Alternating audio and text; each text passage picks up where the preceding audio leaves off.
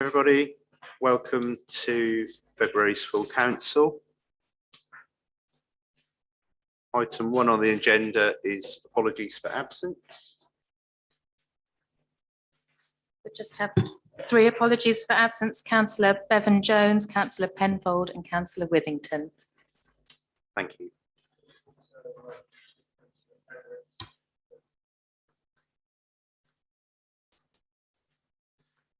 Item 2 on the agenda is to confirm the minutes of the meeting held on November the 17th. I'll need a proposer and seconder from members who were present, because I was not. Councillor Toy, thank you, and Councillor Butikofer seconded. Thank you.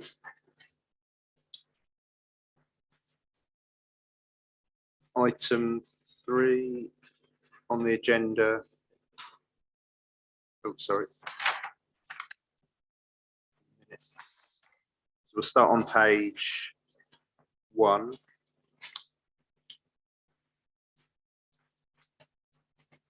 Page 2. 3.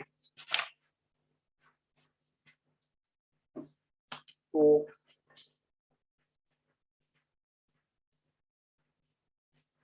5.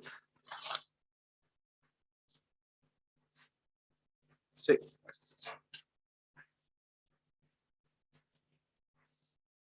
7.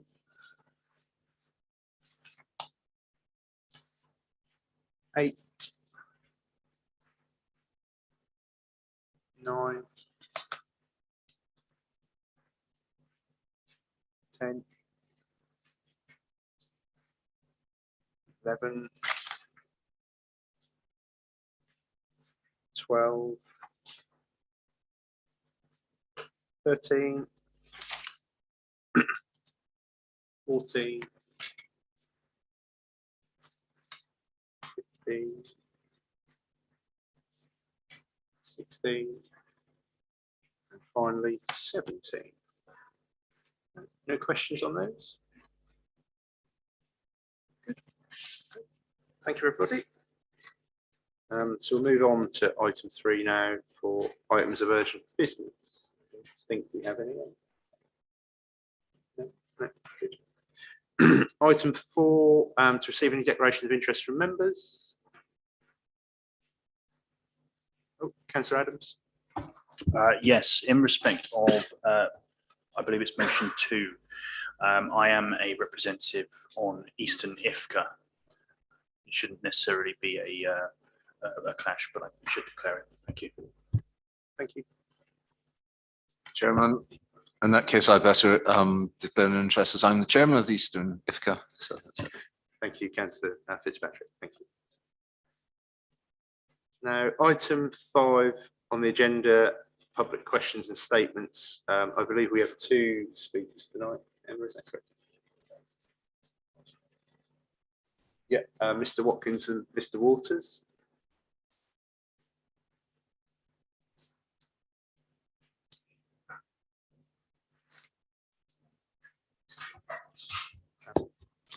Good evening, I'm Brian Watkin and I'm the chairman of Sculthorpe Parish Council.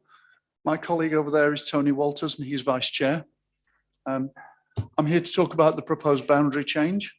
And whilst I completely understand that the proposed boundary change makes mapping of our village tidier, I don't believe that pretty mapping should be the overriding reason for making changes that will affect every household in the parish that we represent.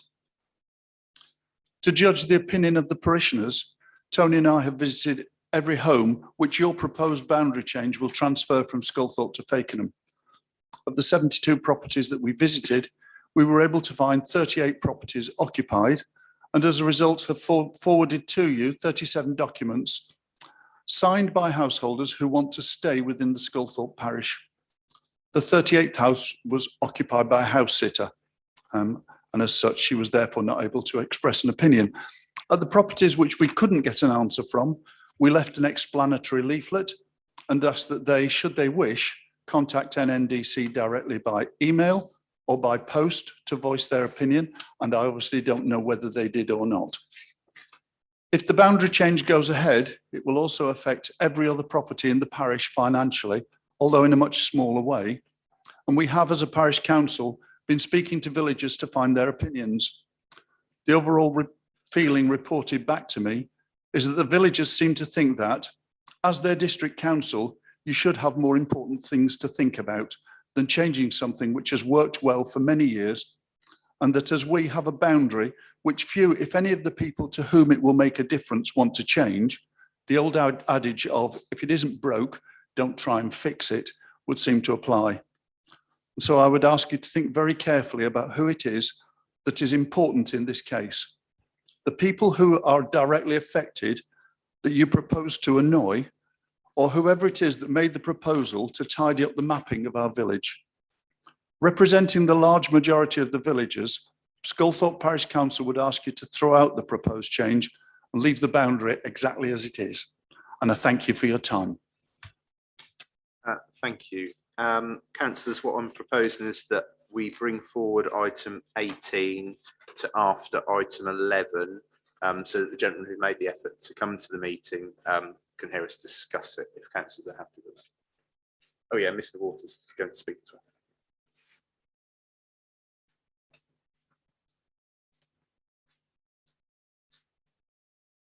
Thank you and good evening to everybody.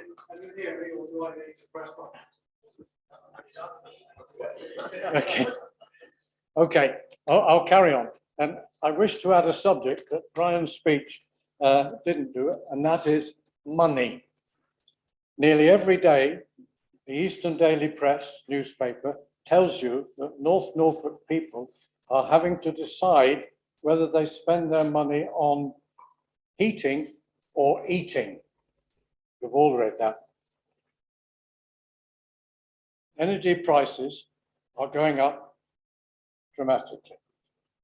If the Sculthorpe boundary changes, the properties changing and becoming Fakenham, now in Sculthorpe now, they will have to pay higher council tax.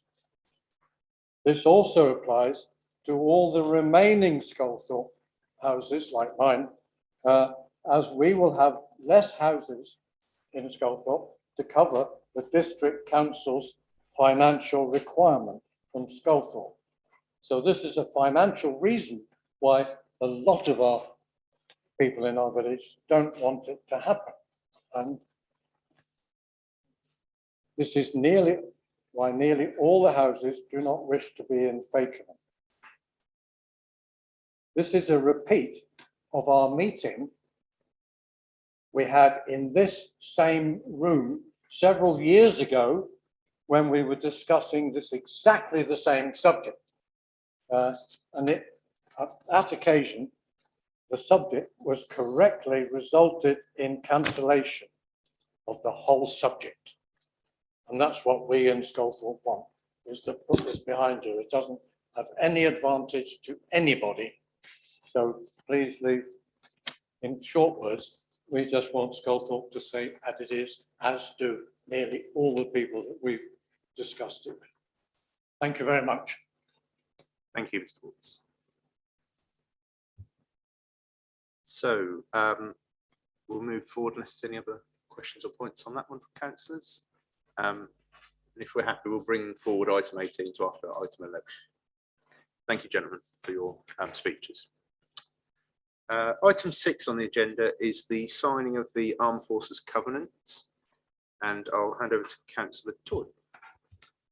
Thank you, Mr. Chairman. So, Chair, members of the Council. The Council originally signed up to the Armed Forces Covenant on the 7th of March 2012. In the 10 years since then, this Council and its officers have upheld the Covenant. The Covenant exists to redress the disadvantages that the Armed Forces community may experience compared to other citizens and to recognise the sacrifices made. I, like others in this chamber who are ex-armed forces, will remember when leaving the military, there was no Covenant, with access to housing, employment and assistance, sometimes challenging. It was very much an alien world that some found it difficult to adapt to. The Covenant attempts to redress those issues for all the Armed Forces community who still face these same concerns. That community is not just those serving, but their partners, spouses and family, and recognises their commitment.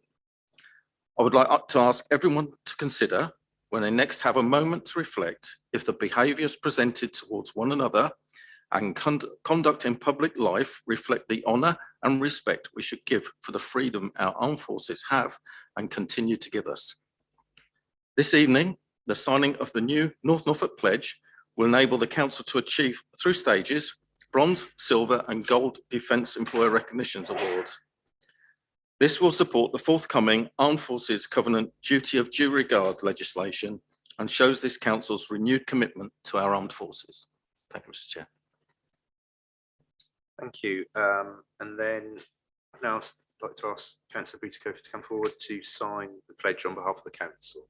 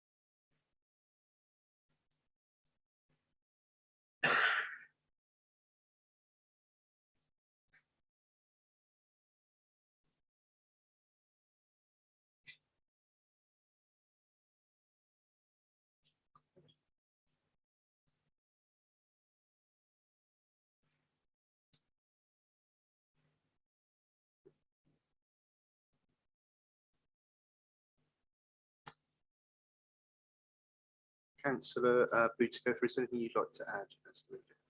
Yes, thank you. I'd just like to say that I'm delighted that we are continuing our commitment to the Armed Forces Covenant. I think it's particularly pertinent at the current time.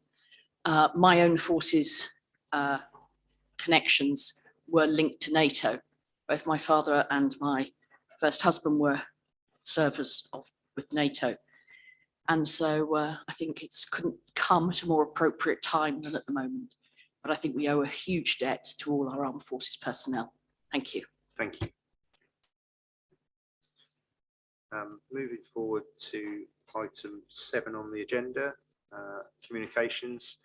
First of all, I'd just like to welcome Councillor Taylor to the Chamber and to his first full council meeting. I hope you enjoy your time on the council and welcome.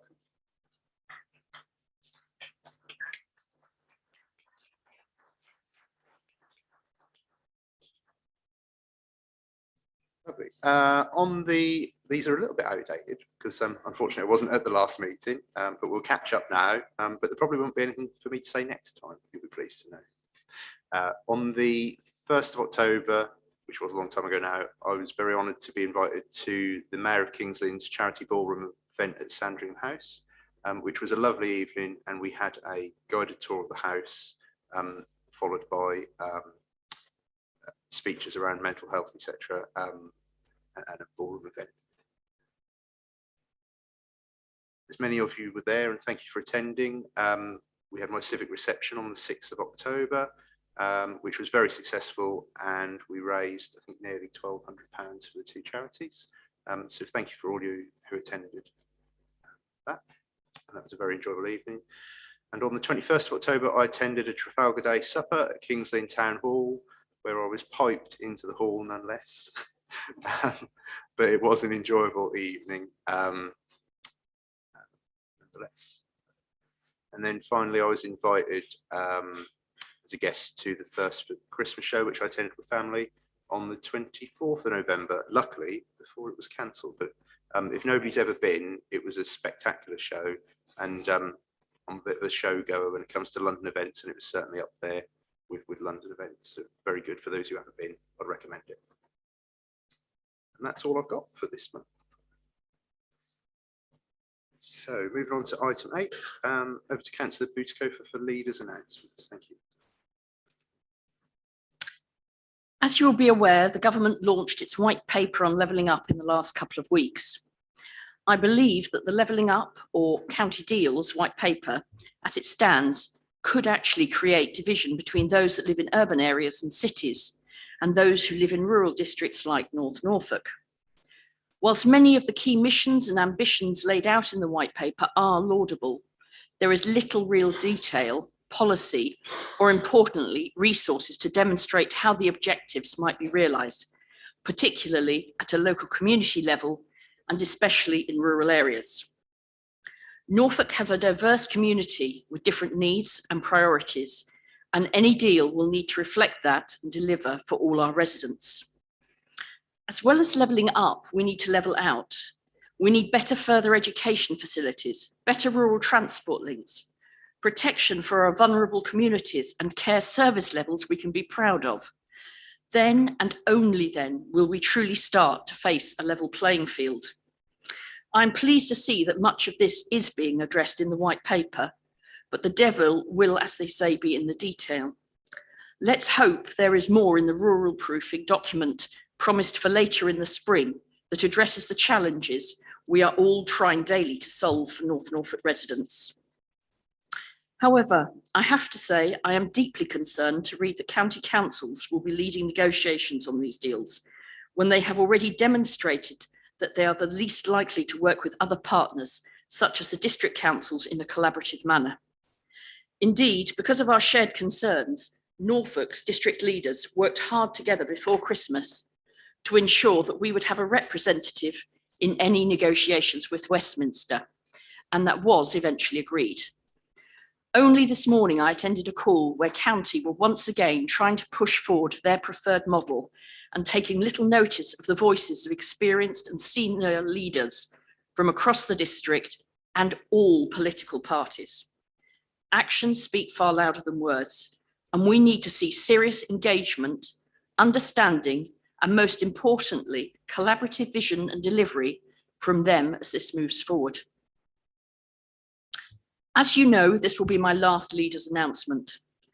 The last 3.5 years have not been the ones we planned for when we took over the administration of this authority, but they wouldn't have been for anyone. We have faced challenges we could not have dreamed of, but we have worked hard to deliver on the agenda we set out at the last election and have achieved much. We've got new housing, bringing people out of bed and breakfast accommodation, new business units, the reef has been delivered, and we froze council tax in the year the pandemic hit hardest. We were also the first council in Norfolk to declare a climate emergency. Some still haven't. Working together collaboratively has to be the way forward at our level in politics. Yes, election periods are different, but day to day, much of what we do would be the same whichever party was leading the administration. I have always tried to work with colleagues here, and I know our group believes this to be the best way to work.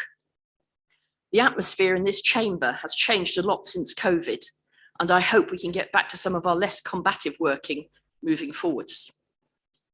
When I announced my intention to resign at the next meeting of full council at Cabinet in January, it was one of the hardest decisions I have had to make as leader. I have loved this job, its challenges and its demands.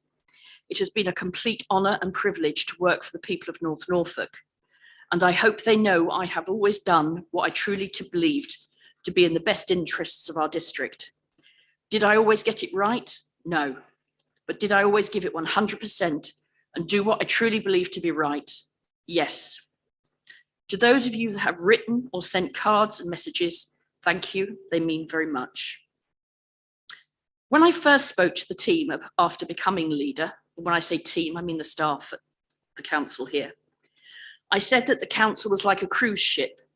We as members were like the owners directing where we'd like the ship to sail and the priorities we would like to visit.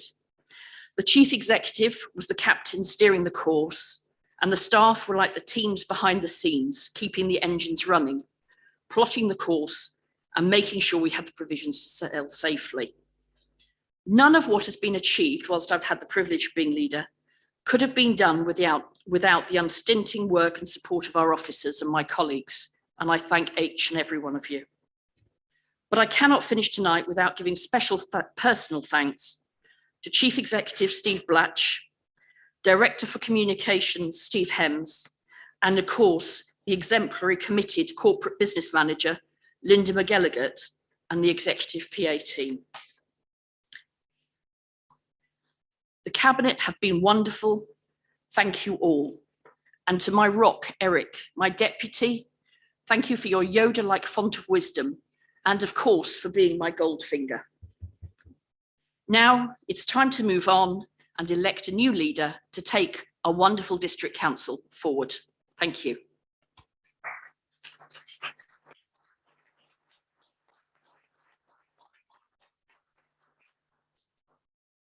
Thank you, Sarah. Moving on to item 9 on the agenda is to acknowledge the resignation of the leader of the council and election of a new leader. As Sarah has just indicated, she intended to step down following her report on the 5th of January. And the report is to note resignation of the leader and consider election of a new leader of the council. Firstly, I just need to confirm with the chief executive that resignation has been received in writing. Thank you. So we have 3 recommendations on the agenda, which we'll have to take one at a time. The first of all is that the council notes and accepts resignation of the leader. I just need a proposer for that and a seconder. Councillor Shires, thank you. Councillor Toy, thank you. All in favour? Are we happy with the show of hands? That looks good.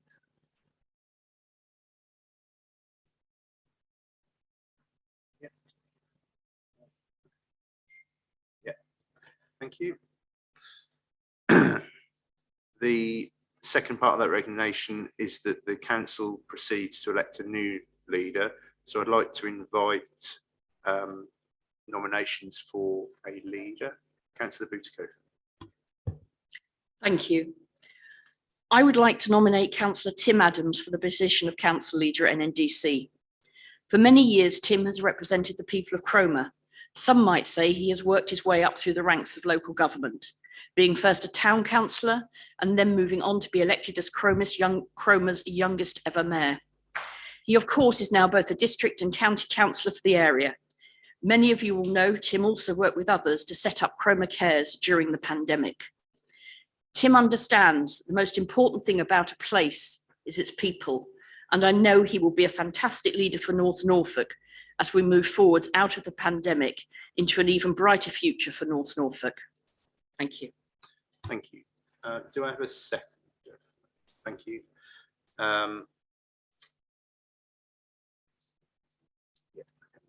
Can I confirm, are there any other nominations before we move forward for a vote? If we're happy with a show of hands, those in favour?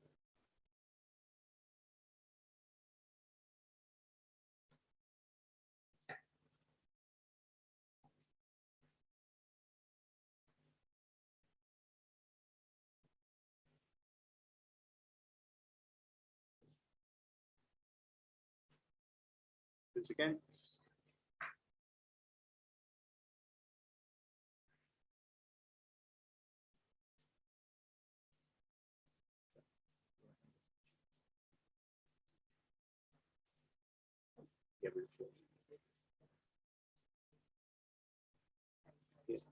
Yeah. Any abstentions? Okay, so that's carried, and congratulations and welcome to Councillor Adams as the new leader. Thank you.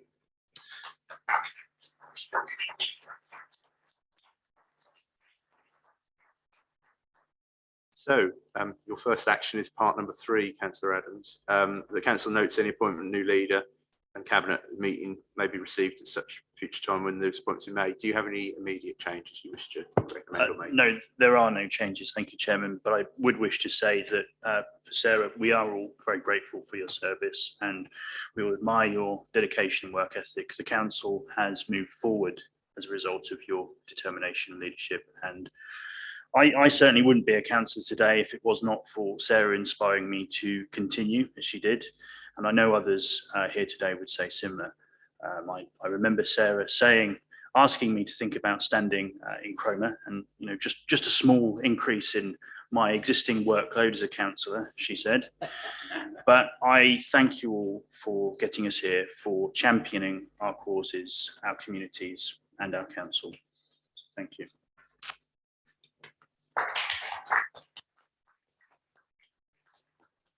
Sarah, I'd just like to say thank you for your hard work, determination, especially through these difficult times that we've had through a pandemic.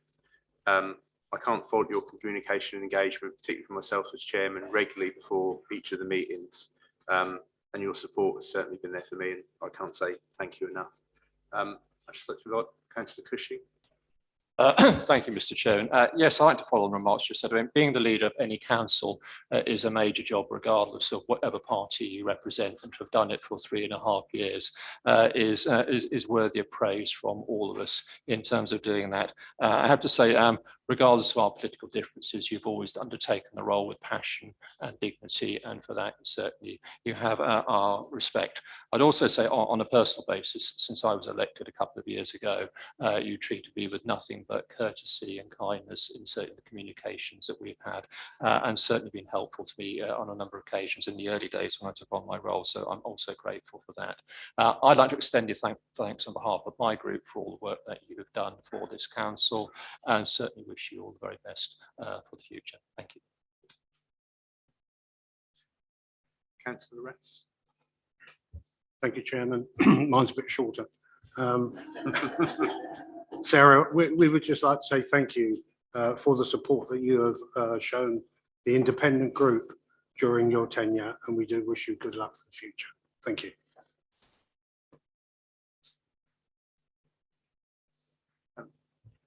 Sarah, I'd just like to invite you up because we've just got a little token of our appreciation. Come on, Sarah.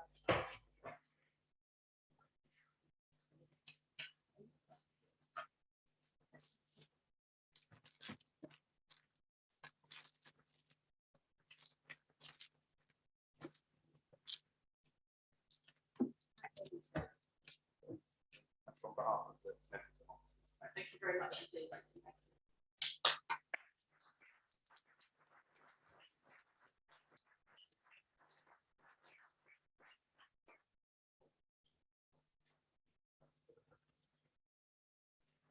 Right, that's enough emotion for this meeting. Thank you. So item 10 on the agenda is to review the political balance and allocation of seats. I believe these have all been accepted by the relevant parties. So the recommendation is that the council approves the revised political balance as per section 2.6 of the report. And if we're happy, we take items 2 and 3. So items 1, 2 and 3 on block, but we're happy. And delegations given to group leaders to make any appointments. Do I propose Councillor Adams, seconder, Councillor Seawood? Thank you. Are we all in favour? Lovely, thank you, everybody. Item 11, appointments to committees, subcommittees and working panels. I don't believe we've got any from the group leaders. Councillor Cushing, no different. No, okay, lovely. Thank you. So we're now going to bring forward item 18 to this point of the meeting, as the two gentlemen are still here from Sculthorpe who've kindly spoken to us. I believe Councillor Housden just has a question. First of all. Yeah, thank you, Mr. Chairman. There was just a part, sorry, I wasn't on the page, just referring to warding in the context of the Raynhams. And I just wondered what the semantics were behind the word warding. I believe the Chief Executive can provide a response to that. Thank you, Chairman. Good evening, members. In respect of Councillor Housden's question, obviously, West Raynham, there is the parish of Raynham, there is the villages of East, West and South Raynham. And then approximately 1.5 miles to the west, very much on the extreme boundaries of the district, there are some 200 homes on the former RAF West Raynham site. And they were split between the officers' homes, about 50 homes, dwellings, which were in the Raynham parish, and then the 120, I think, airmen's houses were in the Hell Houghton parish. In terms of community identity and the authority managing development proposals in that location, I believe that the new community that has formed on the former RAF West Raynham base estate, now referred to as the Kiptons, would benefit from representation, strong representation, as they join the new West Raynham parish, particularly those that are transferring from Hell Houghton. A case has been made by the community on the former base, the Kiptons, that they should, or consideration should be given to them having their own parish council structure. But in terms of the number of electors, that would seem an ambitious request, such that they need to be vested and have representation in an established parish council structure.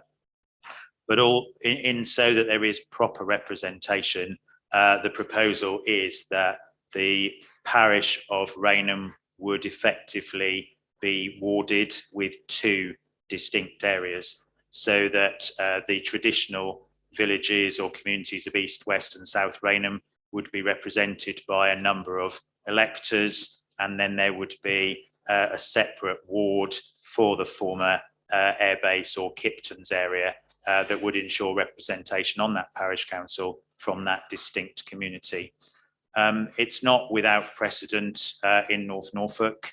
The Runtons parish has representatives from East and West. The Ryborough parish has representatives from Great and Little, as does Walsingham. So it does reflect an established model, and that proposal is out. It is suggested that that proposal is out for consultation to meet that need going forward. I hope that's helpful. Thank you. Councillor Fitzpatrick, I believe you've got some clarity and also you wish to make an amendment.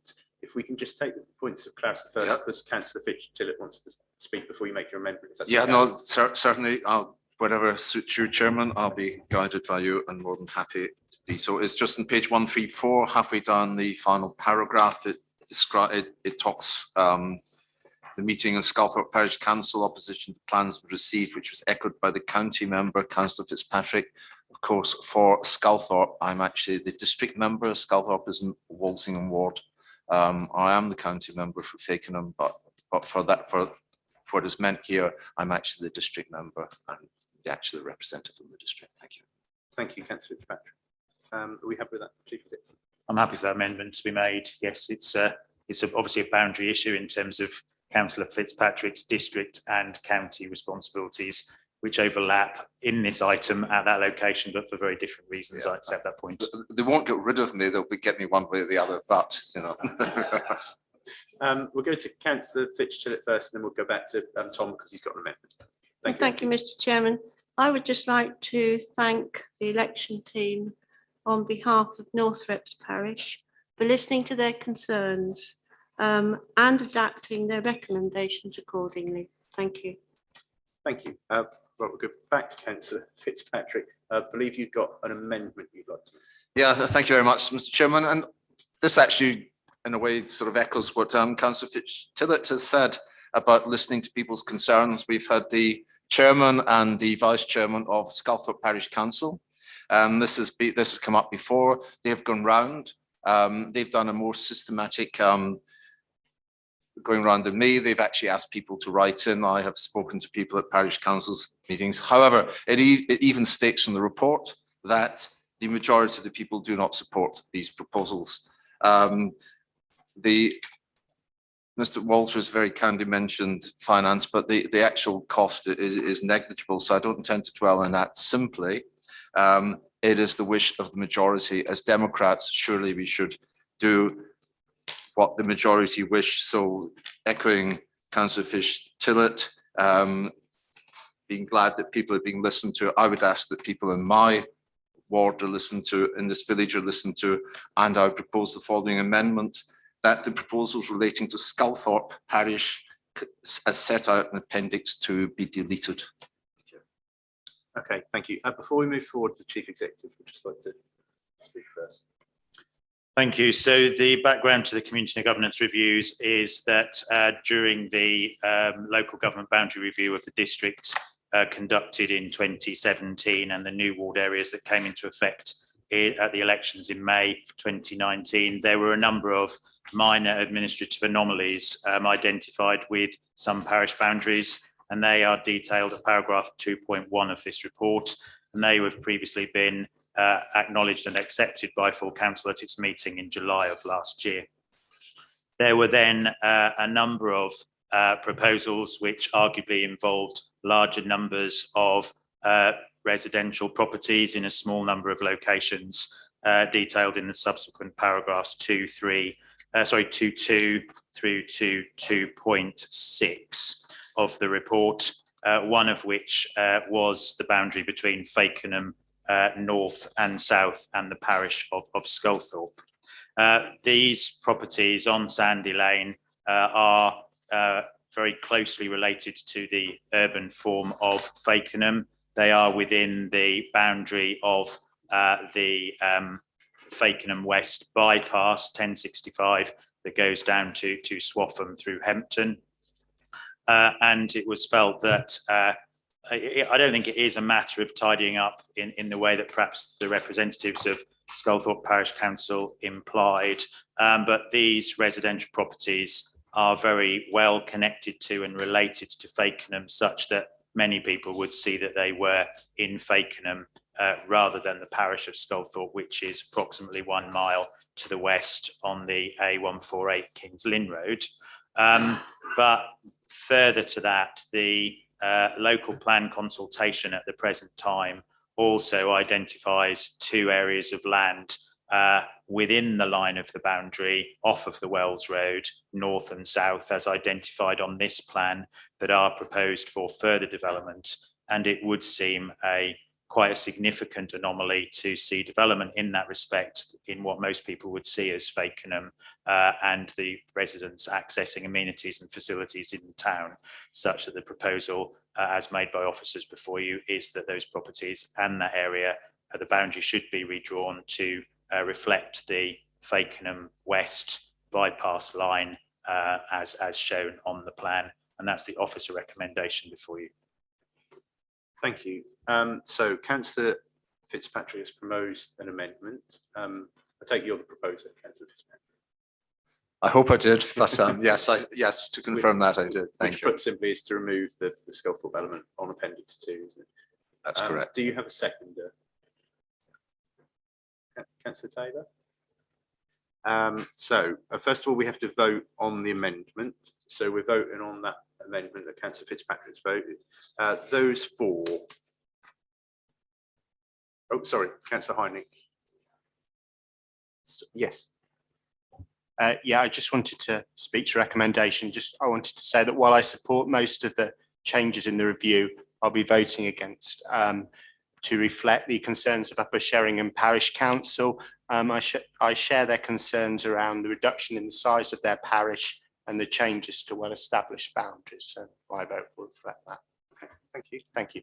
So we'll go back to the vote. So those for Councillor, we're voting on the amendment first of all. So that's for Councillor Fitzpatrick's. Oh, Councillor Hynek, did you wish to propose another amendment? Okay, that's fine. Thank you. So those for Councillor Fitzpatrick's amendment, which is to remove Sculthorpe from that element.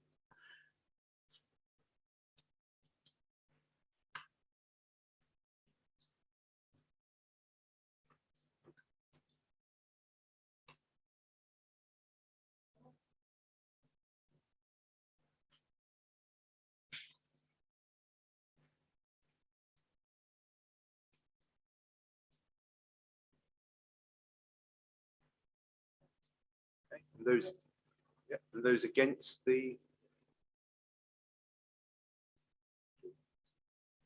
abstentions. One abstention. Okay. So Councillor Fitzpatrick's amendment is carried. So now we have to vote on the substantive motion, which is including Councillor Fitzpatrick's amendment. Okay. Right. So do we have a proposer for the substantive motion?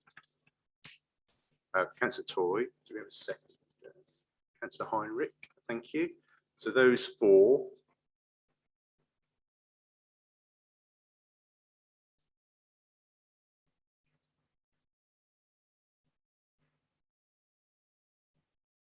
Those against. 2, 3, 4. Okay, right. Thank you, everybody.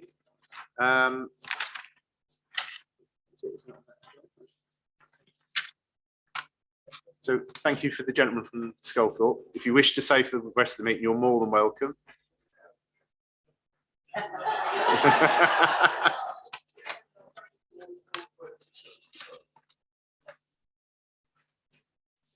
Thank you.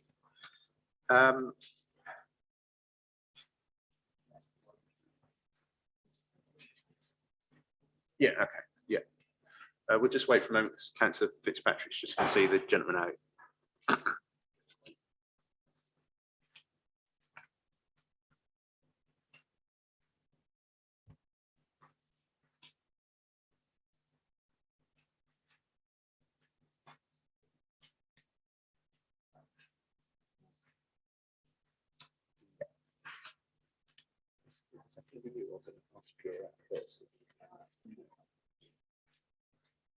Yes. Okay. Yeah. Yeah. Okay. We'll make a start on this item. So we're on to item 12, which is the creation of 2 separate licensing committees. Out of courtesy, I don't know if Councillor Pierre Bouticoffer, are you happy for the monitoring officer to present this item as it's a?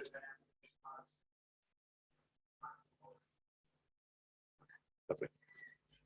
Thank you, Cara. Thank you. Good evening, members. As members may be aware, the council presently has just one licensing committee. And as you may see in the report, it identifies that the council may be better protected from risk of challenge if instead of just having the one licensing committee, it has 2 separate and distinct licensing committees. And the recommendation is that there be a licensing committee, premises and gambling, to deal with matters relating to liquor licensing, pubs and clubs and gambling, and a regulatory licensing committee to deal with everything else, such as taxi licenses, zoos, horse riding establishments, and all the other many licensing matters that the council deals with.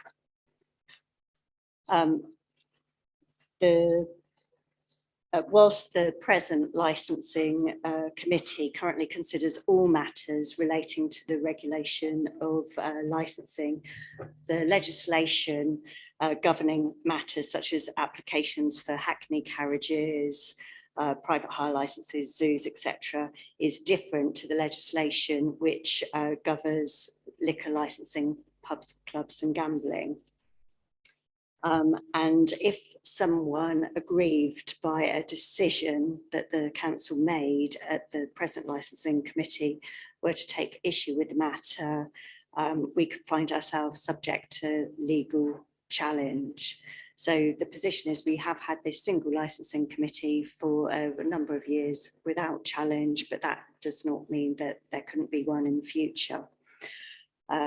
Presently, members of the licensing committee receive Licensing Act 2003 training and other public protection licensing training often at the same time. And a suggested approach would be to create 2 separate committees, but with the same membership. The licensing committee that needs to deal with taxi licensing and everything else, regulatory licensing committee, needs to be politically balanced, although the Pubs and Clubs Licensing Act Committee does not need this. But if it were the same membership, members could sit on the same day, and it would have potentially the benefit of having 2 politically balanced licensing committees. So there's the recommendations in the report. I'm happy to take any questions or otherwise invite a proposal of the recommendations as set out. Do we have any questions for the monitoring officer? Oh, yes, Councillor Haven. Yes, I just wondered whether it was adequate as a safeguard to have two separate committees, but with the same personnel. And whether having different personnel as members of the other committee. Otherwise, it seems a bit like the Mikado, they're just wearing different hats. And although they're constituted and called separately as committees, I just wonder whether that was adequate. I would say it's perfectly legitimate for that to happen. It's a matter for members if they would prefer it to have different membership. It's a convenience thing for it to have this, for both committees to have the same membership for the purpose of times when they're sitting and for training purposes. It's a matter for members, but there's no legal difficulty with having the same membership for both, for two separate committees.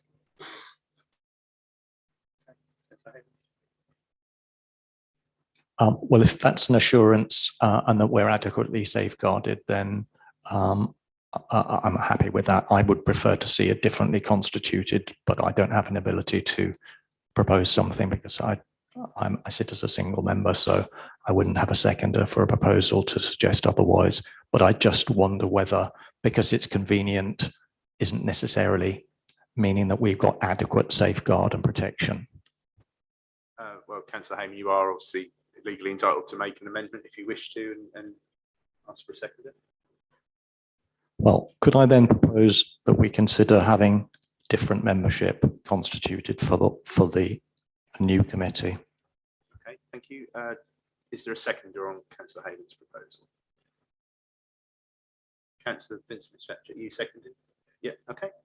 So we'll vote on the amendment on that first. So those in favour of the amendment, sorry, this is the amendment.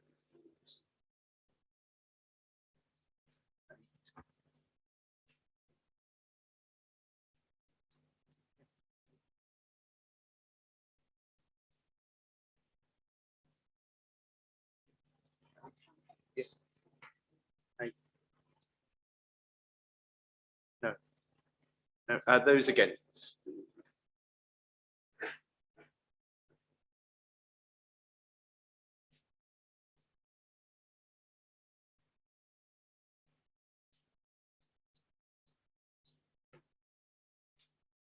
Okay. So unfortunately, Councillor Haven, that amendment has fallen, but thank you anyway.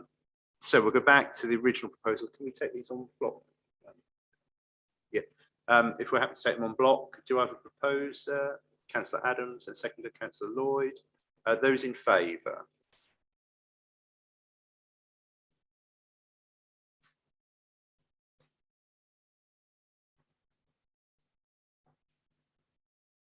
And those against? And abstain? Just the one abstention. Thank you. Right, thank you everybody for that. So we'll now move on to portfolio holders reports. I think I was led to believe that Councillor Grove-Jones led this very successfully last time, that we take them as read unless there's any additions or amendments from the cabinet members. So Councillor Fitzpatrick, thank you. Sorry, Mr. Chairman, but you will be aware, no doubt, that you've heard the news of the crack in the car park at Vale Road, Trimmingham, not Munsley, as stated by the BBC. This does settle from time to time, and I did have a guesstimate from my team as to the damage that's been caused by Storm Corrie, and without actually doing any detailed inspections as yet, it's about £15,000. Thank you. Thank you. Any other? Okay. Any others? So usual rules apply. This isn't debate, but you can ask each member can ask one question plus supplementary for a maximum of 30 minutes for a total on the item. And then second questions will be allowed in order. So we'll start off with Councillor Gay and then come to Councillor Haven. Oh, sorry. As a point of information or a point of order. Yes. We don't have a portfolio report from the leader, outgoing or incoming. We have no opportunity to scrutinise and question the leader. I have been informed by officers that we can raise questions of the leader during portfolio holders' reports. Would you indicate when I could do that, please? Yeah, just as normal. Councillor Gay had her hand up first, so I'll come to you next, Councillor Hay. Yeah, so Councillor Gay. I just wanted to clarify that one of my reports is missing, Chairman. I am not at all sure that it was Emma's fault, but it was kind of her to send out the message. Sorry, I can't quite hear you, Councillor Gay, sorry. How about that? That's better, thank you. Okay, I was just apologising to the members because one of my reports is missing. It's an oversight, but I know Emma has sent it out to all of you already, and she's said it was her mistake, but I'm not at all sure that that's the case. Thank you. Right, thank you, Councillor Gay. Councillor Hayman. Thank you. I'd like to ask the new leader of the district council. First of all, I congratulate him on his elevation. I question his judgment about wanting it, but that's another matter. But I do wonder why no member of the cabinet, the existing cabinet, decided to put themselves forward for potential leader. Do they know something that we don't know and we should be told about the direction? It's not a laughing matter. I think it's quite serious. But I also think there's a question that's raised with coronations, as we saw with the coronation of Gordon Brown as Prime Minister. It turns out to be a disaster because people haven't had a chance to pit themselves against competition, to set out their stall as to why they want to be leader. I noticed the absence in the handover this evening that there was no statement made about the direction that the new leader wants to take the council or anything else that might pertain to his plans. But let me ask a question directly of the new leader. Will he take this opportunity with a clean room to apologise formally for the disaster which was the procurement process of the tender for the capability review that took place under the watch the former leader? Will he apologise to the council taxpayers of North Norfolk for that? Will he tell us if there's going to be any change of direction, or are we just going to have business as usual? Thank you.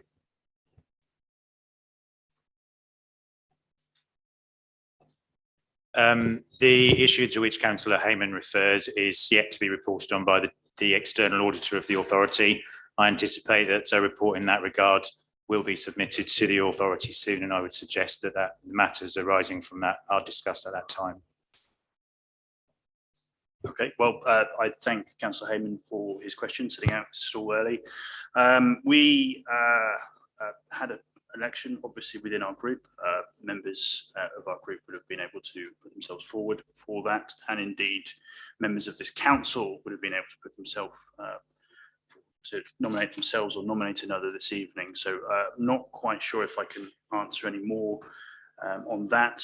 I don't believe I have anything to apologise for on behalf of this authority or otherwise.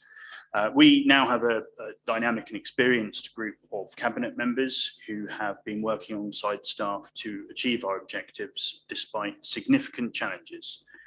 And as we begin to emerge from the last 23 months of unprecedented pressures and demands and expectations, we stand in very good stead to build upon the achievements of this authority. And Councillor Hayman, we will. Councillor Adams, thank you. Do I have any further questions? Councillor Cushion, thank you. Thank you, Mr. Chairman. I also have a question, if I may, for the new leader. First of all, I'd like to start by congratulating you on your election to the role. I hope that where we can be constructive, and where we have differences of opinion, at least we will be, I'm sure, civil with each other. And on a personal basis, I'd like to say I'm grateful for you keeping the chair warm for me for the next 14 months. But I haven't got the opportunity for you to be at least civil. At least one question I do have. You've inherited a cabinet which has failed pretty lamentably over the last 3 years to generate any significant income for the council or make any substantive cost savings. The council, therefore, is doing very little to help itself at a time of increased uncertainty over council funding. How do you intend to address this? Thank you for the question, Councillor Cushing. Well, I mean, we will be striving to maintain and build upon the level of dialogue we have with businesses following, of course, all the awards for support we have given. I believe in that time we've grown our level of dialogue with businesses, and I hope we can make the fullest use of our property portfolio as a councillor. And, you know, I will be spending as much time as leader as I can on the ground in the district. For instance, my first half day with Peter in Wells is upcoming, and I've already had meetings with the town council at Sheringham, intending, of course, to, as we know, have discussions with Stalham. Very much look forward to that business forum. I believe we're part of that. We, of course, have lots to do, you know, as we emerge from the, well, let's say the recovery from COVID. And, you know, those routes of conversation are open for any member. My door is always open. But I look forward to working with Councillor Cushing and having conversations on this matter in future. Thank you. Any more questions for? No? Good. Moving on to item 14. I believe it's Councillor Seward.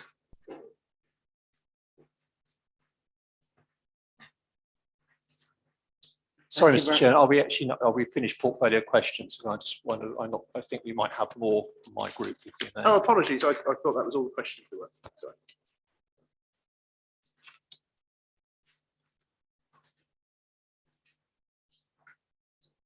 Yeah.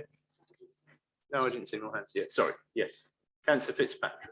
Yep, I've one for Councillor Frederick's housing and benefits. I'm not sure it's good.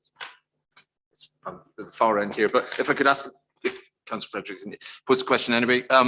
Page 38, homelessness and rough sleeping. It's got a date of 20th of December 2022. Although many of us regard Michael Gove as a bit of a visionary, I'm presuming that date's incorrect, and I was just wondering, could it be corrected whether it's 2021 or whether it's December 2019? But more importantly than sort of just picking points and the dates, it's quite an important question. The number of rough sleepers, historically, it's always been low in this district, and it's higher than it's been. Obviously crept up. 3 is about the number that's always been, and that was seasonal rough sleepers as well in the past.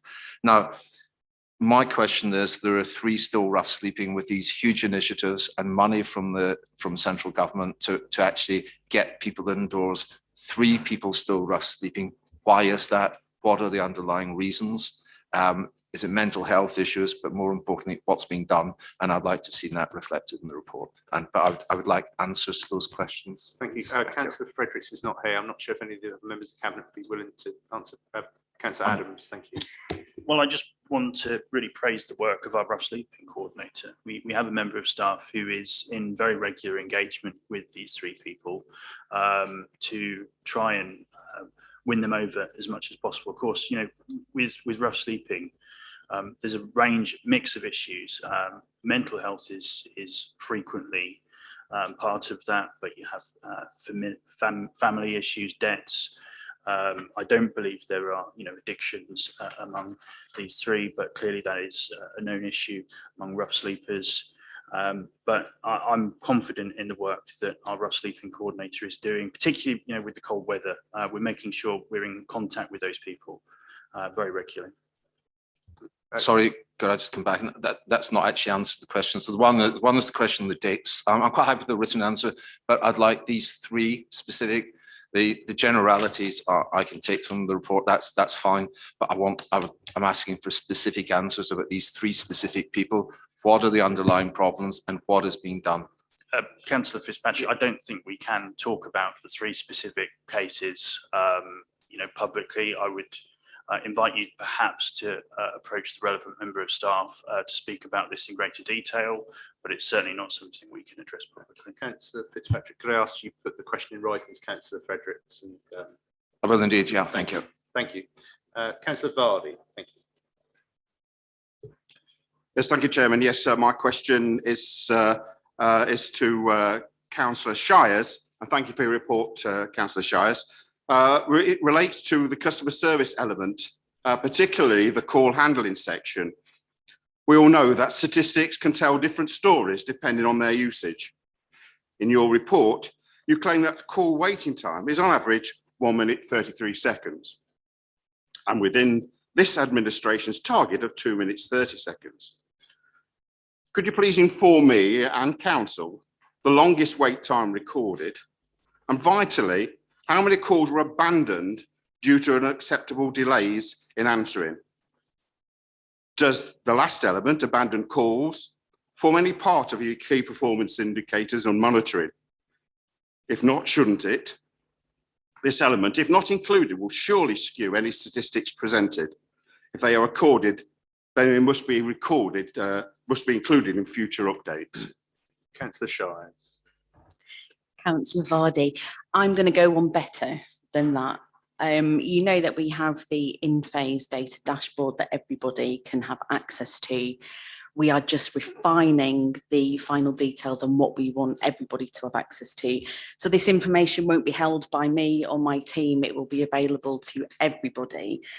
With regards to the abandonment time, I think we've got a little bit of work to do to understand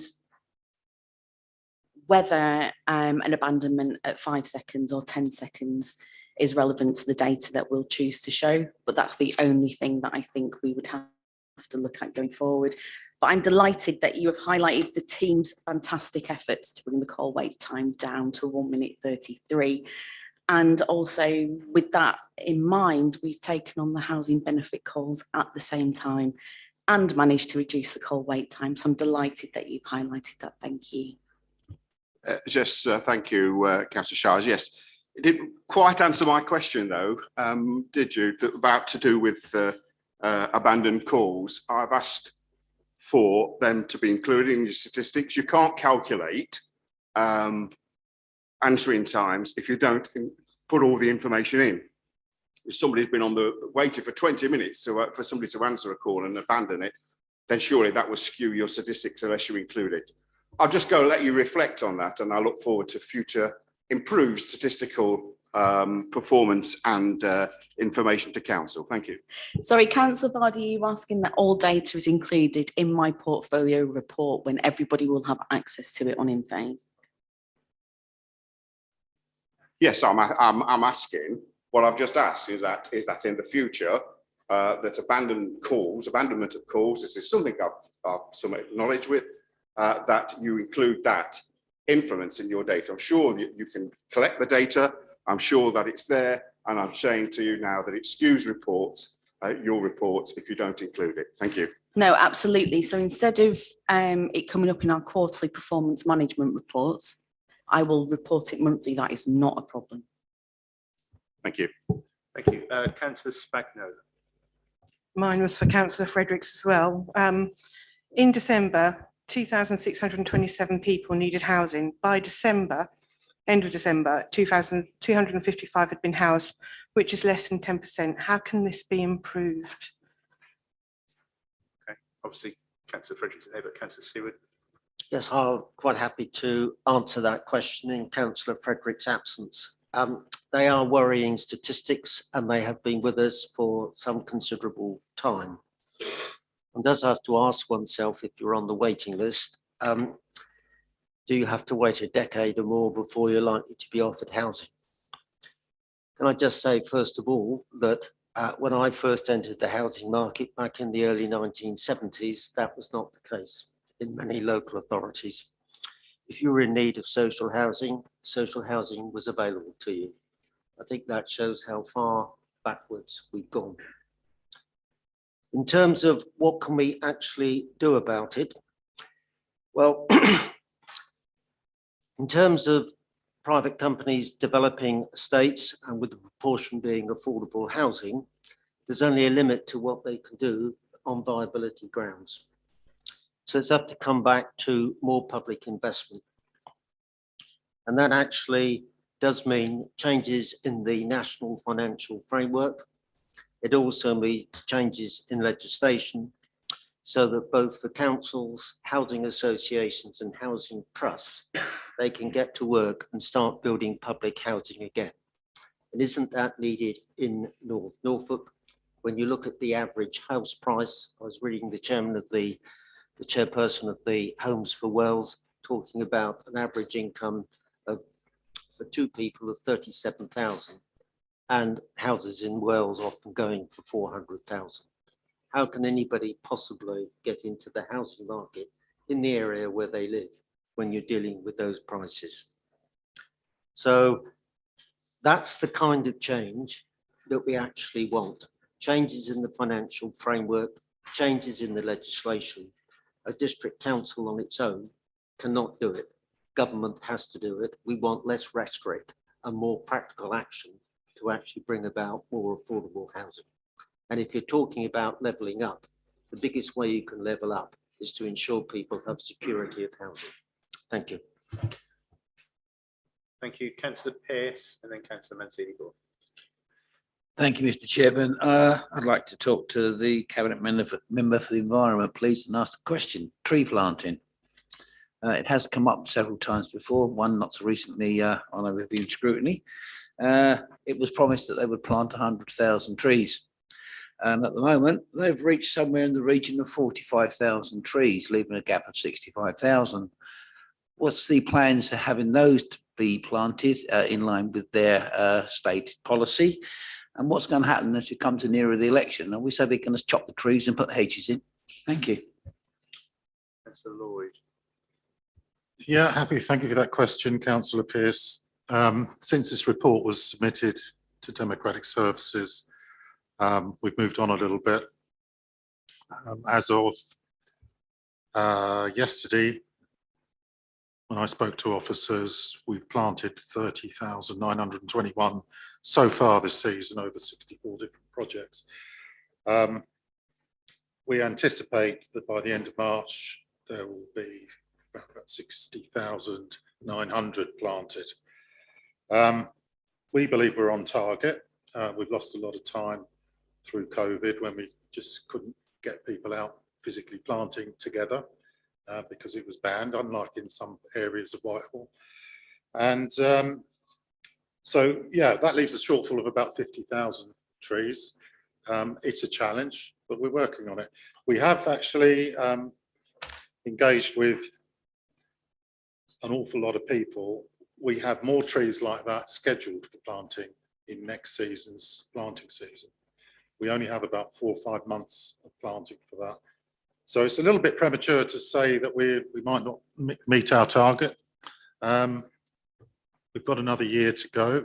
It is a challenge, I don't deny it. As for ripping up hedgerows, did he say something like that? How bizarre. No, I didn't. Absolutely I bizarre. said, will they be replaced by, will the trees be replaced by you planting hedges, not ripping them up? I don't think we're in the practice of ripping hedgerow up, are we? I didn't say that. When you listen, please kindly, sir. I didn't say it. I said, would you chop your tree planting, change your tree planting and put hedges in, not chop them up? Ah, so you changed rather than chop. Now I understand what you're saying. Hedgerows are really important habitat, and in some people would regard hedgerow to be more important in terms of sustaining a wide variety of biodiversity than trees themselves, in actual fact. So we, as our tree strategy clearly points out, if you've read it, yeah, trees, we will plant hedgerows and trees. We've done miles of hedgerow in Trunch, and we're very pleased to do that. And, Councillor Lloyd, we've got a couple of minutes left, and obviously conscious got Councillor Mancini-Boyle. Councillor Pearce, do you have, if I move to Councillor Mancini-Boyle? It's going to come back on the previous point. I didn't say anything about that. They're saying they're going to, what they're going to do if they don't plant the trees. Are they going to put some hedgerows in? That's what I said. I do wish somebody would listen, sir. Okay, perhaps Councillor Lloyd, you can provide something right so we can move forward. no, I'll just say yes. Councillor Mancini-Boyle, we've got a couple of minutes, but obviously give you time Thank you. to answer I'll be ask your quick, question. Mr. Chairman. Page 55, paragraph 1. About 2,200 letters have been sent out to households on the garden bin schedules with £30,000 recovered. £85,000 left. My question is, how did this happen? Why has it taken so long? How much officer time has been spent on this? Thank you. Actually, thank you for that question. One of the things I took on when I took over from the other previous administration was a complete mess in this regard. The records needed sanitising, and that's exactly what we're doing. We're writing to people. We've actually written to over 4,000 people now. It's generating revenue for this council, which is a good thing. What's not to like? I don't know. Councillor Mancini, I'll give you the right to reply on that. Thank you. Just quickly, my questions was, how did this happen? Why has it taken so long? And how much officer time has been spent on this?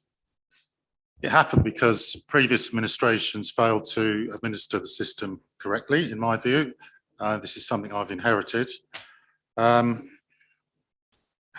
long, how much officer time? I don't believe we've taken on any staff to deal with this issue. We're working towards putting it into an IT system that will actually streamline it even further. Have I missed a part of the question? What was the third part? The second one was actually, why has it taken so long? But I'm quite happy with your response. Thank you. Thank you. Thank you. I was indicated the incorrect time. Apologies for rushing you there, Councillor Mancini. So we have got time if there's any more questions. Councillor Brown. Thank you, Mr. Chairman. Good evening, everybody. I'd just like to refer to page 74 of the report from the portfolio holder for housing and enforcement. Firstly, I would like to congratulate the team for going live with the interactive reporting form, which is a definite step forward and will help the team triage the cases as they receive them and give a more timely response to our residents. I would just briefly like to thank Bob Wade for his service, with whom I worked when I was portfolio holder, and also Kevin Peacock on his promotion to team leader. And I understand that recruitment has been successful in replacing him following his promotion.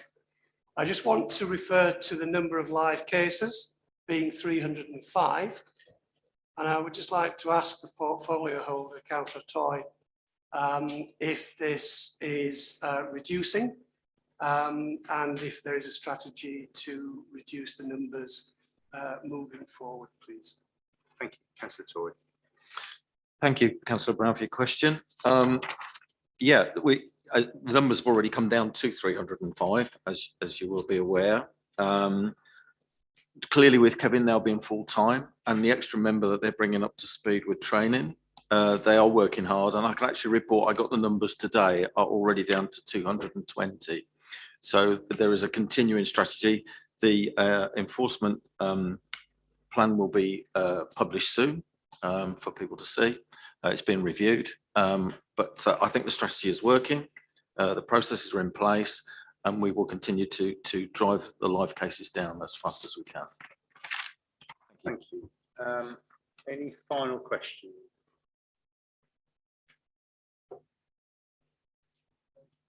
Thank you, everyone, for engaging in that session. We will now move forward to Councillor Seward on item 14, recommendations from Cabinet.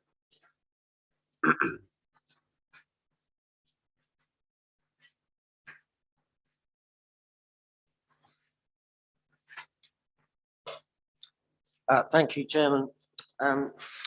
Seemed a long time ago when these were at Cabinet. I'd just simply like to move the recommendations. I can just say in relation to the Public Convenience Investment Programme that the Scrutiny Committee has already formed a panel to look at the public toilet strategy going forward. We've had one meeting and I understand further are planned.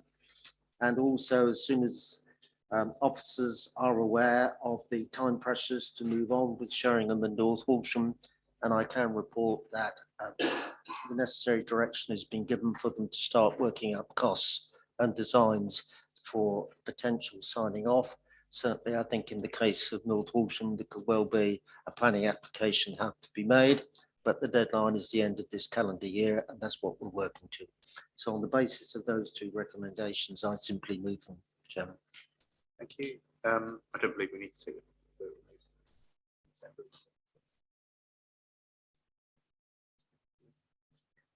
So Councillor Seward, if you're proposing, do we have a seconder? Oh, sorry, yes. Yes, of course, Councillor. Thank you. Yes, I applaud the strategy to improve the toileting facilities at North Norfolk. However, I hope that not every public convenience in every town has been considered to date, because the people of Holt are livid about the lack of investment in the town in their public toilets, the need to them to be improved, modernised, etc. Holt, I'll just remind you, is a town. It's often ignored by this council, but it's a town, and it creates income, and quite a bit of income from its car parks, about £500,000 net a year. And I think that it deserves some notice being taken of it.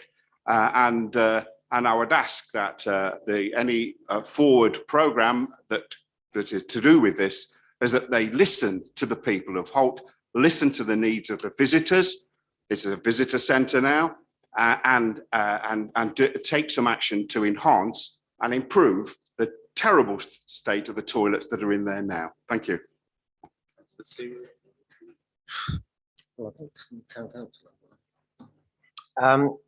Look, within the council strategy, all the main towns and visitor areas, we're looking to have up-to-date toilets, whether they are owned by us or by others, including changing place facilities. If you want to know some of the difficulties we can face in terms of getting funding, in September of this year, officers prepared a changing place facilities bid, which they were asked to. They did it on time, and it went into the relevant government department. I can tell Councillor Volley that we did inquire the other week what had happened to this bid. We eventually got an answer, and nothing likely is to happen soon. Can I just suggest that one of those places where we wanted changing facilities was in Holt, and that you might like to ask the local member of parliament what he's doing to sort out this mess. Yes, so that's a bit of a get out there, isn't it? It's not at all answering the question about Holt, the prioritisation of Holt as a centre that's in need of toilets. And just to say a parliamentary thing, this is nonsense. This council has budgets. It's got an income, as I've already said, of £500,000 net from the car parks. For goodness sake, use a little bit of spatial thinking on this and try to accommodate the needs of our towns. Thank you. Well, I just come back on that to say there is a scrutiny panel that's working on this. It's a cross-party panel. I would hope that they will give us some direction and indication about priorities. I've already indicated that as part of the strategy, we want changing place facility in all our towns. That by definition means it's a priority. And in relation to Holt, yes, let's just see what transpires. We've got a programme on this year. That doesn't mean we shouldn't be doing Holt or looking at what we can do with Holt the next year. Thank you. Councillor Fitzpatrick Tom. Yeah, thank you, Chairman. Yeah, I'd like to make a plea for the village of Walsingham, which is a major pilgrimage route. There's a lot of work being done on green pilgrimages. You don't need to be religious to go on a pilgrimage. Lots of people do it. Huge amount of work being done. The line running from Norwich into Walsingham, but a village that estimates vary, but in pilgrim numbers we get around 350,000 to 400,000 people a year. pilgrimages. We're in the middle of the snowdrop walks at the moment, brings large number of people to the village. The whole parish, not even the village, but the parish of the two Walsinghams is about 600 people. And yet we have one very inadequate loo.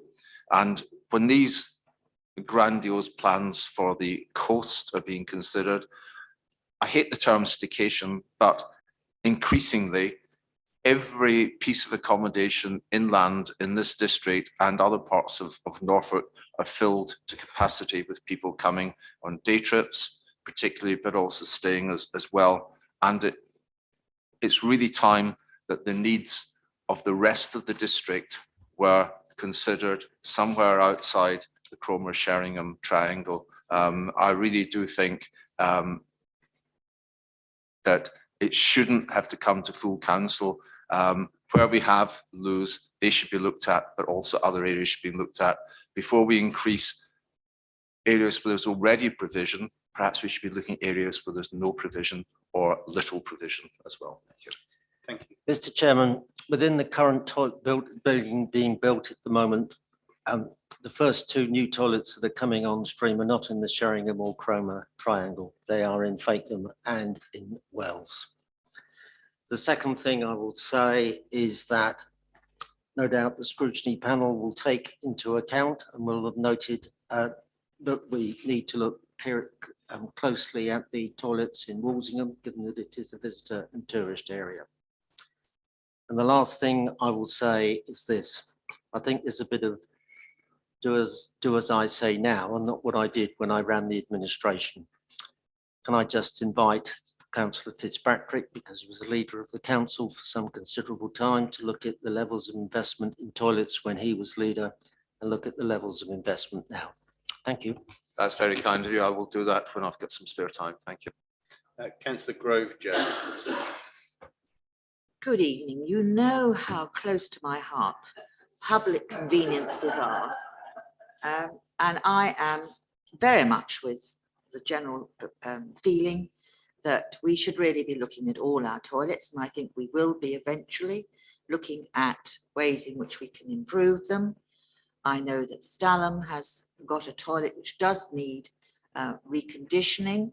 I have to say, though, apart from the fact that it's physically not terribly exciting, I've had several people, members of the public, say how clean they are. So I must give the cleansing departments, whoever it is, praise, because that is really one of the main important things. And I think we have to be sensible. Nigel's overview and scrutiny committee, which is cross-party, will look at this.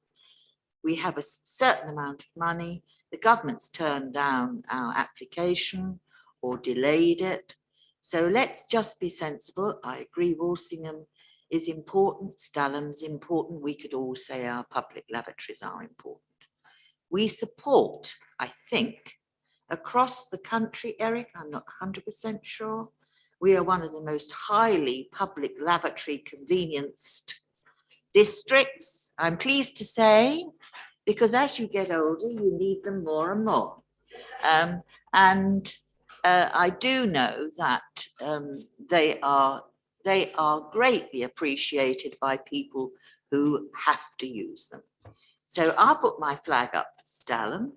Nigel knows that. But I agree, we do need to think carefully and look at funding. Toilets, how much is each toilet, Eric, roughly? The cost of maintenance and cleaning of toilets, the annual bill is just over £700,000. And that's for 29 lavatories, isn't it? That's for 38 in 23 towns and villages. Right. So it's a huge amount of money.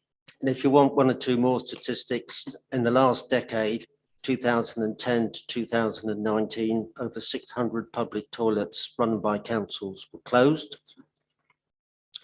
And also nearly 40 councils that were providing public toilets no longer do so. I have to say, North Norfolk, by maintaining its existing provision of public toilets, and the administration is committed to provide that existing provision, we are bucking the trend and not closing toilets, but maintaining them and actually improving them. I wish we could go faster. And I hope that the scrutiny panel that's looking at this will assist us in that process. Thank you. Councillor Heyman. Yes, just on the toilet issue, and I think it's important. Anyone who's done a beach clean or a litter pick, as I have frequently, will know that all sorts of places are being used for people to defecate and other things across the district. And I asked previously officers whether we can have increased and improved signage so that people can know that perhaps they're 500 yards or 100 yards away from a public convenience, because they're not always very well signposted. They really aren't in chroma, which is the case in point that I was trying to identify. But I bet across the district signage is poor, and I think that would help with the overall misuse of other public and open spaces for inappropriate use. Thank you. That's a very good point, Councillor Heyman. Greg. I do know when we asked for a toilet sign to be put up in the High Street at Stalham, it was not to do with the North Norfolk District Council, it was the County Council, and they put up a small sign, but it is quite visible if you're coming one way down the High Street, but not the other way. But you know, such is life. And that cost the Town Council over £300. So, I mean, signage normally, if it's on public, the Town Council, County Council facilities, then I'm afraid they charge really what they like. I don't think there's any set figure, I don't know. But that's that. Councillor Seward, if we could try and... Thank you. Yeah, so proposer is Councillor Seward. Do we have a seconder? Councillor Spagnola. All in favour? Those against? One against. Lovely. And that's carried. Thank you. Eric, it's you again. No? No, we're doing both those together. Both? Yeah, that's fine. Yeah. Is Councillor Dix. Hello. Item 15, recommendations for review and scrutiny. Thank you, Mr. Chairman. There is one recommendation arising from the meeting of the 12th of January, and that is to recommend the adoption of the draft net zero strategy and action plan, subject to amendments suggested by the committee. My understanding is that draft strategy is due to come to the 23rd of February meeting. So perhaps it's a little unusual to have this recommendation out of phase with that, because you're not considering that today, but perhaps members can just note that that recommendation has been made by Overview and Scrutiny Committee. Thank you. Thank you. Any questions for Councillor Dix? Good, lovely.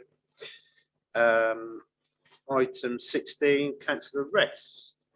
Thank you, Chairman. The highlight of the evening, apart from the election of the new leader, we're talking about audits, which is a favourite subject of everybody.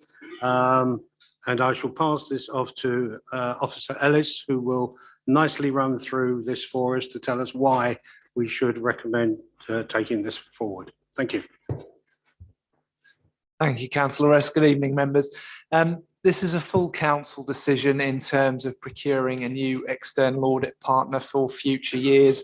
We have previously been part of a national arrangement for external audit, and that arrangement is now coming to an end. We do technically have the ability to procure our own external auditor outside of these arrangements, but for a number of reasons that are outlined within the report, that is strongly not recommended to you. The market for us doing that individually would be very, very narrow. These are national procurement exercises, so you do get that economy of scale. And there are certainly only certain auditors that are able to provide this service for us. So it's not like we could go into Cromer and get a local provider or Holt or Stalham. You need a national firm with the credentials. And I think from memory, there are only 9 or 10 nationally that are able to provide these services anyway. So the market is quite limited. So there are a number of reasons why it's a good idea for us to be part of these arrangements. And as part of the last procurement, I think there was almost 98% of councils nationally that signed up to these agreements. So it's a strong recommendation for us to go forward on that basis. I'm happy to take any further questions, but hopefully the report does outline the benefits of being part of this for the next procurement round. Thank you. Thank you. Any questions for Mr. Ellis? No, good. Got a fair likely done. Councillor Rest, you proposing the recommendation. Do I have a seconder? Councillor Butikofer, thank you. All in favour? Those against? Unanimous. Thank you, everybody. Item 17, draft programme and meetings. I'm going to hand over to the Chief Executive here for. Thank you, Chairman. So this report outlines a draft programme and meetings for the civic year 2022-23, and the schedule of draft meetings is attached or appended to the report. Given that it's part of the 4-year annual election cycle, I would like to propose some amendments to the meetings in March and April 2023 to avoid the pre-election publicity period. This is custom and practice. So in 2015, we didn't have any meetings of council, full council, cabinet or ONS in the April. That position wasn't carried forward in 2019, and there was quite a emotive full council meeting. So I would propose that the programme of meetings is as before you, with the exception of the following changes: that the full council meeting proposed for the 26th of April 2023 is moved to Wednesday the 29th of March 2023, and that the cabinet meeting for the 3rd of April and ONS on the 19th of April are cancelled on the grounds that they fall within the pre-election publicity period, such that no meaningful business can reasonably be considered to be conducted at those meetings. So the recommendation before you is for the programme as published, with the final meeting of the council on Wednesday the 29th of March. That is before, that's during the notice of election period, but before nominations close, and then there isn't any issues with pre-election publicity arrangements in the period of the 4 weeks of the formal campaign. Thank you. Thank you. I propose we accept that with the amendments recommended by the Chief Executive. Do I have a seconder? Councillor Lloyd, and all those in favour?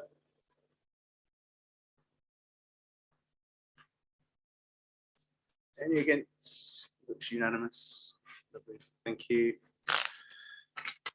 Moving on to item 19, opposition business. I don't think we've got any received. No.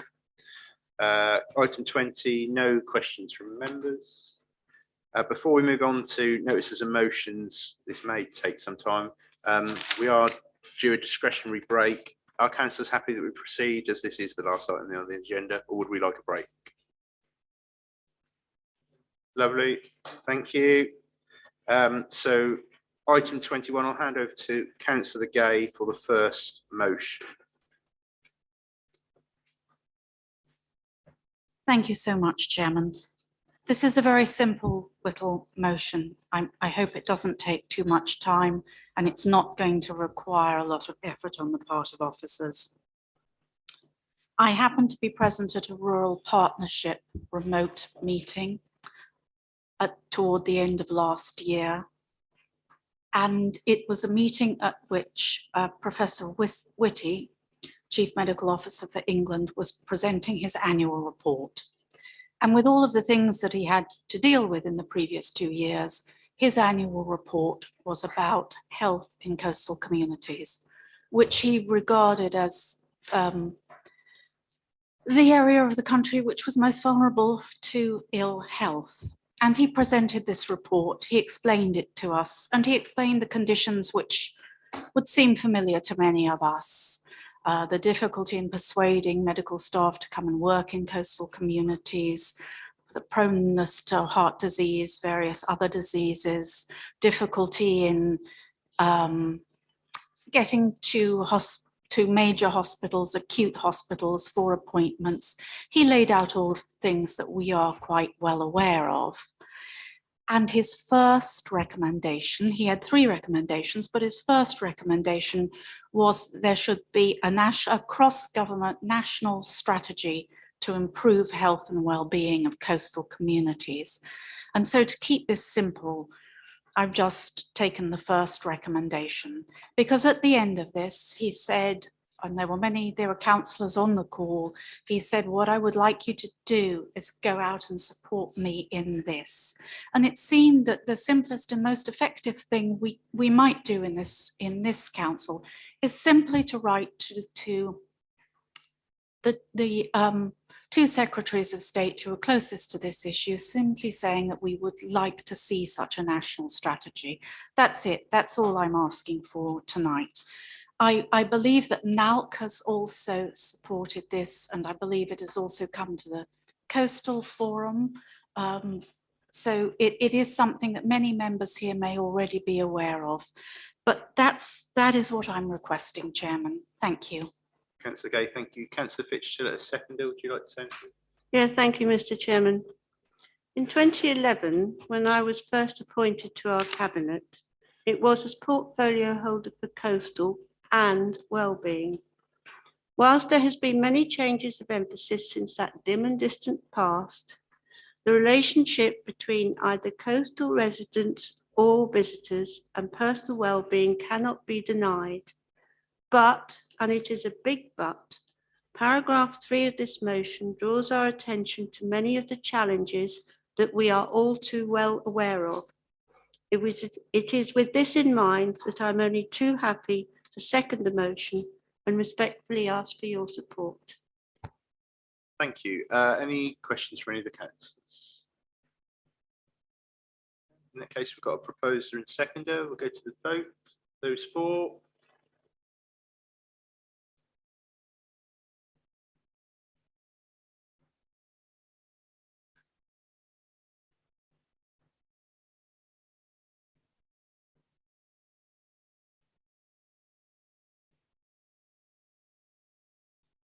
Those against and abstentions.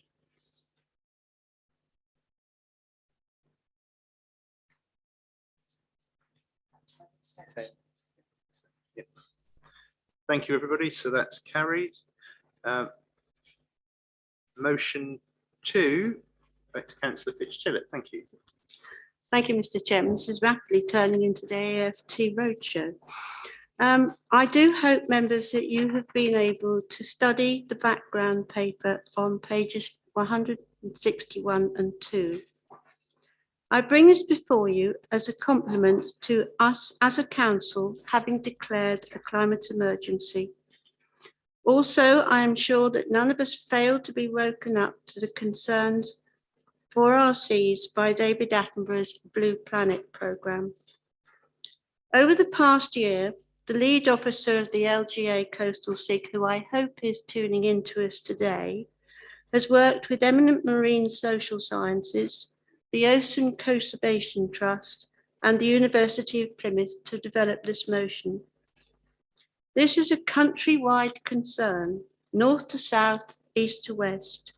Since its presentation to the Coastal Special Interest Group last December, Plymouth City Council had already declared an urgent need for ocean recovery, and they were followed in January by Falmouth Town Council and South Townside Council.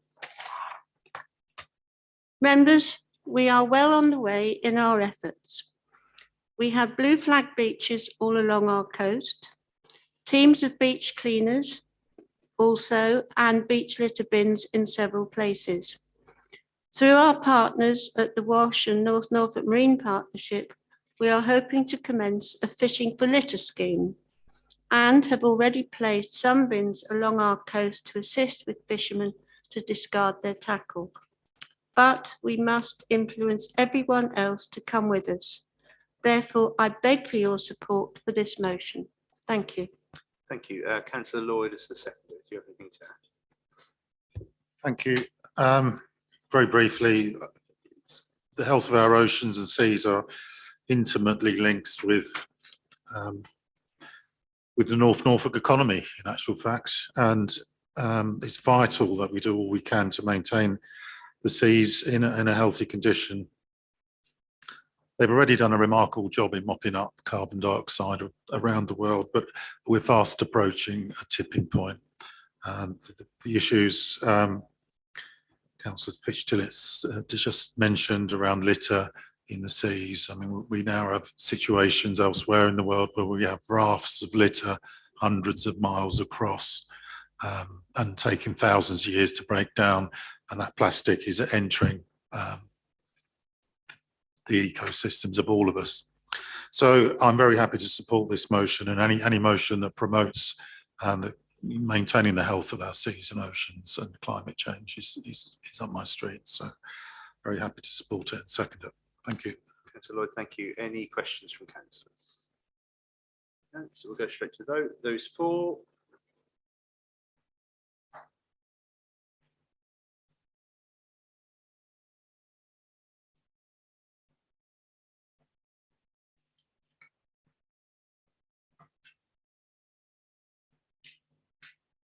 Those against? Any abstention?